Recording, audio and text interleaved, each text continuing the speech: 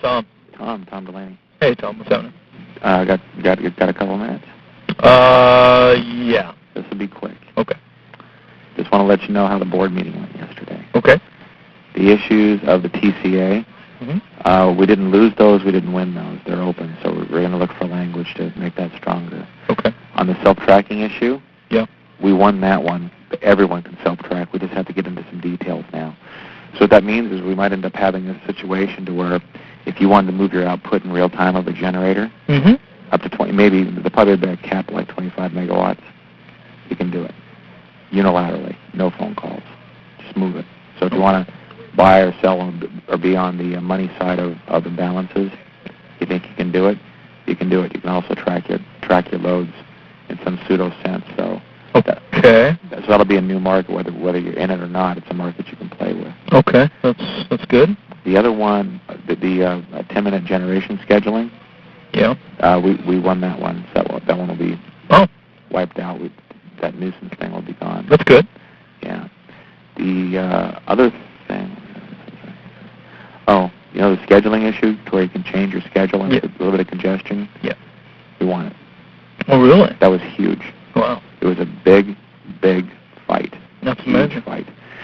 And I convinced the board that we had a situation here between old world thinking, utility, stupid dog thinking, and this is, right. This is the mission of what an RTO should be doing. So the thing was, the concern thrown back was whether or not all these things could happen in the 1 hour adjustment period. And I convinced them that hardware and software will drive this. So the language is a little soft in the sense that it gets rid of the prohibition against not being able to change your schedule. What it says is that if the control center can do it, then they should do it. But it gives them the ability to say no, they can't because of constraints. So now we'll work on what the constraints look like. But frankly, I think the hardware and software will drive this and make it just fine. Okay. But the prohibition's wiped out, so you can change your schedule, which is good. If you have a 5,000 megawatt position and you want to change it, you're willing to pay for the redispatch, you're on. Good. All the way, and that puts you T-minus 60 minutes before real time, and you've changed your schedule. And also, if you want to change your schedule again, you can, because you can track your loads in real time. Okay. So literally, I think I put you in a situation where you can be, short or long in real time and be just fine. Right. So you change your schedule. So. Well, that's fantastic. Yeah, it's huge. I don't know anywhere else that's allowing you to do this. No, really not. So, it's interesting to see how the utilities come on board with that stuff, huh? Well, the utilities didn't want to, but I have a good working relationship with most of the board members, and you buy these guys drinks. You try to make it sound like sense. Right. And if you can persuade them before you get there, then these utilities just sound like the whiners. Right. So they're pretty much on our side. They had to beat me up a little bit in the meeting too to make it sound like they weren't being my best friend. I took it just fine. So you know what this means? I feel really good about this. What this means is that's fantastic. You can you can go short in the market. Yeah. Or long. Now, I'm going to work on this bulletin board thing to where Jack Davis has got to give you counter schedules, right? If I get that, I think I got everything. But right now, as far as I'm concerned, you guys owe me dinner. No, I would agree. That sounds fantastic. Yeah, I'm gonna have a drink over this one. No, I think you should. When does what's the date of this thing? The best case scenario. Well, we have a schedule that basically says filing to FERC March 31st, and I will guarantee you that date won't be slipped. Okay. These board members are so hostile towards anything that looks like a delay. Okay. And they're incredibly hostile towards it. You need FERC to do 60 days of gyrating, right?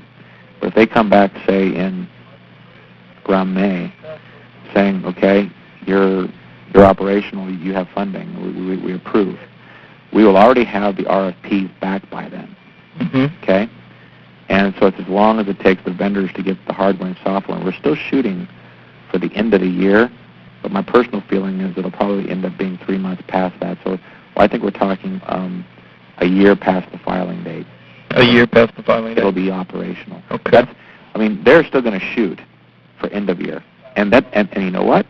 They might make it because it's not a greenfield. Right. We're using a lot of the existing systems. And Sure, stuff. sure. So we might make it just fine. It just depends how fast FERC can come back. But we're doing a lot of things in parallel, such as the RFP. It'll be close, but if it ain't end of year, they'll delay it a few months and make it March. But if they wait too far past March, you're going to have a lot of these people arguing for a further delay because you're getting into the hot months. Right. Shit like that. So. Yeah. Well, that's very interesting. Yeah. You got to be psyched about that. You've done a good job there. Oh, I'm stoked about it. Yeah. I mean, I want to kind of be quiet about this in the sense that cautiously optimistic. Yeah. But I got to tell you, I'm getting pretty much everything I think you guys need. I mean, I'm looking at my cohorts, and they want to be able to have an accept all schedules regime and being able to be short or long in the market as close to real time as possible. Right. Well, not only not getting it, but they're getting a lot of pushback from people like PG&E and Dynegy and others that think that we've gone crazy because back east we're saying PJM's okay now. Yeah. So people aren't even listening to us anymore. So I found a really cool way of, I think, getting you 80% of what you would. No, it sounds like from the initial conversations we've had, you've been able to procure a good portion of what we've asked for, and other things that we didn't think we would get. Yeah, so I just got to ask you right now because what else do you want? You better tell me now. No, it's hard for me to say what else I want. I mean, I think in our meetings we've put forward exactly what we wanted for trading, from a trading standpoint, from being a trader, and I think you've understood where we were coming from after the last couple of conversations we've had, and you seem to be able to come up with good enough arguments to win most of these people to our side. So I guess what I'm thinking is be creative. If there's something else you want, you better ask now. Cause if these guys are in a yes roll, and we're going to be done here real soon. Right. You know what I mean? Mm-hmm. If there's something else you can think of. Well, really, what we just want is as much freedom as possible to deal with, and as much flexibility as we have to deal in the market. With we've gone through the transmission issues, the real-time issues, the pricing. I mean, we've talked about the pricing. How they price some of the transmission and the FTR stuff and the pricing of the power itself, based on how are you going to get it with losses and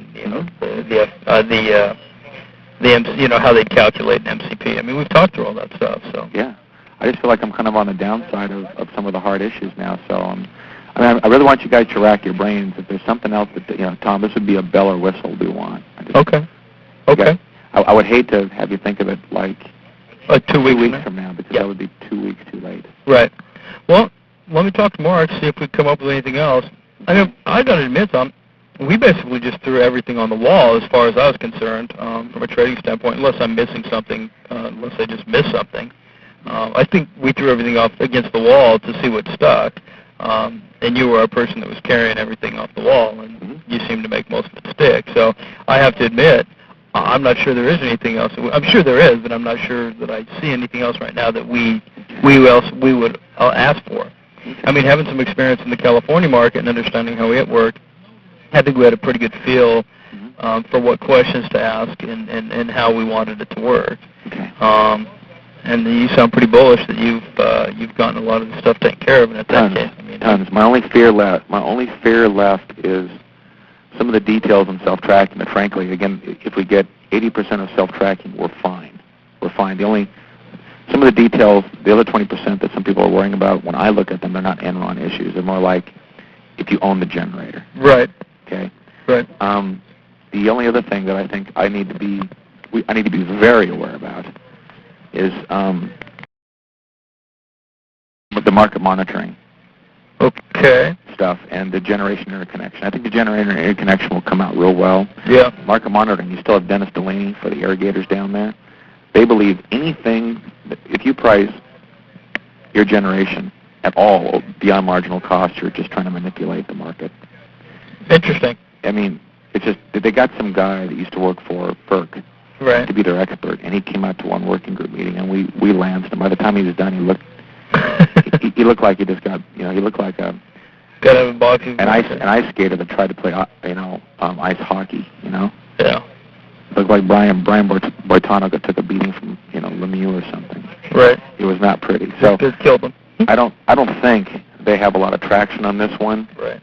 But with all the scare of the California market monitoring, it's taking an ugly twist. Yeah. All over the nation. I can imagine so. It was interestingly enough, we were talking to APS and he's like, yeah, I think Desert Star is going to roll.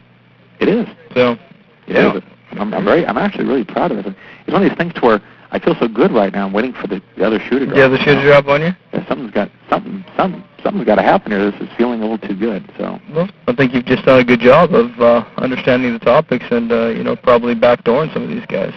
I don't think they understood what they were. I was going to say, they might not have as good an idea of what you're trying to accomplish as, what they do, Yeah. Well, they're utilities. They don't move as fast. I know if I went in there and said, I want accept all schedules and all these things, they would have said no. Right. That would have died a quick death. So right. This is fine. Let's see what we can do about getting Jack Davis to throw out inks and decks. Well, I think you got to be happy about this and see where it goes from here. I think like I said, I think you've done a great job. I think we just need to see where she goes. Good. Do me a favor. Yeah. You know who should hear this? What's that? At least he's my boss right now. Oh, Belton. Oh, do you I want Belton to hear it. Yeah. It's going to be good for him. Uh-huh. I'm still trying to, our differences are, I want those to be in the past. Yeah. But the other thing, there's a guy named by the name of Jim Steffes. Yeah. All my performance appraisals are done, but it's still good that he hears these kinds of things. Okay. Okay? It's a quick phone call. It'd be a favor to me. Yeah, I will. We'll take care of that. I'm going to run it through Belton, let him know the progress we made, and if he's not going to post up the call, Mark and I will definitely do that. I appreciate that. Okay, Tom. Thanks, Guy. Thanks a lot. Have a great weekend. You're welcome, buddy.